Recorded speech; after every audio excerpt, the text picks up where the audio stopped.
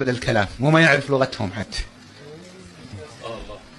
مولانا الحاج كنت من أكابر الأولياء القادرية في الشيشان، كان إلى جواره بلدة اسمها أنغوشية استعصت على الإسلام، والبعض ظن أنه سيفتحها بقتال وهكذا، وتحركت إليها جيوش 25 سنة ما حصل.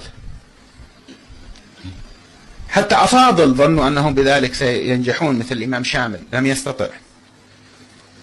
لكن ذهاب الحاج كنت إلى الأنغوش لما أقبل عليهم لم يخرج إلا وقد أقبل أسلمت كل القبائل التي في المنطقة. القبيلة عندنا منهم أحد الحاضرين هنا إلياس من أنغوشيا. هذا صحيح ولا لا يا إلياس؟ دخل إلى تلك المنطقة وأسلمت. واحد، ماذا فعل هذا الواحد؟ لا، هذا الواحد دخل وقلبه ممتلئ بالواحد من باب حبيب الواحد. هذا التحول الذي يحول المبغض إلى محب، يحول العاصي إلى طائع.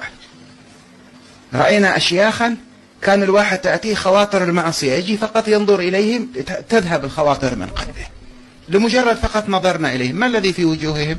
وجوه متصلة بقلوب متصلة بمحبة سيدنا محمد.